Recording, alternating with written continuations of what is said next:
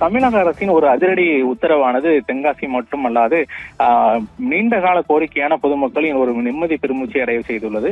அதாவது தமிழக கேரள எல்லை பகுதி தென்காசி மாவட்டம், குறிப்பாக தென்காசி, திருநெல்வேலி, கன்னியாகுமரி உள்ளிட்ட பல்வேறு பகுதிகளிலிருந்து கனிம வளங்கள் அண்டை மாநிலமான கேரளாவிற்கு தென்காசி மாவட்டம் புலியரை சோதனை சாவடி வழியாக நாள்தோறும் ஆயிரக்கணக்கான கனரக வாகனங்களில் கொண்டு செல்லப்படுகிறது.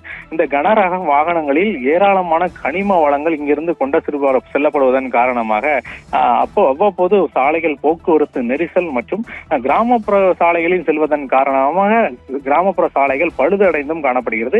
அவ்வப்போது போக்குவரத்து விபத்துகளும் ஏற்படுவது வாடிக்கையாகவே இருந்து வருகிறது.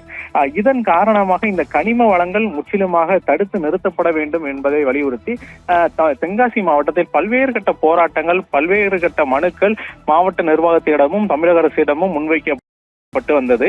தொடர்ச்சியாக மாவட்ட நிர்வாகம் சார்பில் அந்த கனிம வளங்கள் கொண்டு செல்லப்படுவதற்கு ஒரு நேர கட்டுப்பாடானது விதிக்கப்பட்டது. இந்த நேர கட்டுப்பாடை தொடர்ந்து பொதுமக்கள் தங்களுக்கு இந்த நேர கட்டுப்பாடில் அதிக அளவு இது விருப்பம் இல்லை எனவும், தொடர்ந்து இந்த கனிம வளங்கள் கொண்டு செல்லப்படுவதை முழுவதுமாக தடுத்து நிறுத்த வேண்டும் என்பதே தங்களின் பிரதான கோரிக்கை என்பதை தொடர்ந்து வலியுறுத்தி வந்தனர்.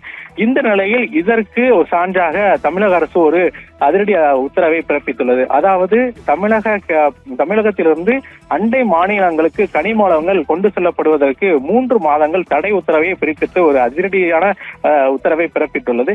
இந்த உத்தரவை தொடர்ந்து தென்காசி மாவட்ட மக்களின் ஒரு பெருமூச்சு விடும் அளவிற்கு இந்த உத்தரவானது இருந்து வருகிறது. அந்த வகையில் இன்று தமிழக கேரள எல்லை பகுதியான புலியரை பகுதிகளில் இந்த கனிம வள லாரிகள் இல்லாததன் காரணமாக சாலைகள் போக்குவரத்து நெரிசல் இல்லாமல் வெறிச்சோடி காணப்படுவது பொதுமக்களிடையே ஒரு இன்பத்தை ஏற்படுத்தியுள்ளது. அதாவது தற்போது நாம் திரையில் பார்த்து கொண்டிருந்தாலே தெரியும், ஏற்கனவே இந்த கனிம வளங்கள் கொண்டு செல்லப்பட்ட வீடியோ காட்சி மற்றும் தற்போது உள்ள வீடியோ காட்சிகளை பார்த்தாலே தெரியும், ஏராளமான கனிம வளங்கள் அணிவகுத்து நிற்கக்கூடிய காட்சிகளும் தெரிகிறது. இப்ப இந்த கனிம வள லாரிகள் இல்லாததன் காரணமாக வெறிச்சோடி இருக்கக்கூடிய சாலைகளையும் நாம் தற்போது திரையில் நேரடியாக பார்க்க முடிகிறது.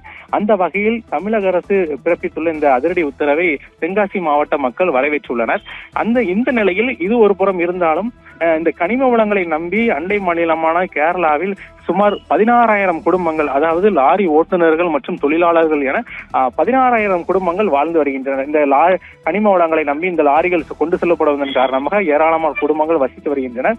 இதன் காரணமாக தங்களுக்கு இந்த கனிம வளங்கள் மீண்டும் நடைமுறைக்கு கொண்டு வர வேண்டும் என்பதை வலியுறுத்தி தமிழக கேரள எல்லை பகுதியான கோட்டை வாசல் பகுதியில் இன்று ஒரு பெருமளவான ஒரு போராட்டம் நடத்துவதற்கு திட்டமிட்டிருந்தனர். ஆனால் சில காரணங்களுக்காக இந்த போராட்டம் தற்போது கைவிடப்பட்டுள்ளது என்பதும் குறிப்பிடத்தக்கது.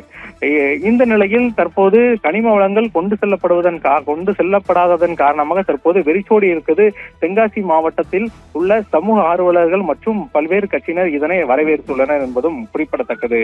ராதியா, ஃபுல் மூன் சேல் காலை 9 மணியிலிருந்து இரவு 12 மணி வரை, ஜூலை 29 ஒரு நாள் மட்டும். தமிழக அரசின் அதிரடியால் தமிழக கேரளா எல்லைப் பகுதியில் சோதனை சாவடிகள் வெறிச்சோடி காணப்படுகின்றன. இதனால் அப்பகுதி மக்கள் நிம்மதியடைந்துள்ளனர். இது தொடர்பான தகவல்களை நமது செய்தியாளர் சம்பத் வழங்கினார். தகவல்களுக்கு நன்றி சம்பத்.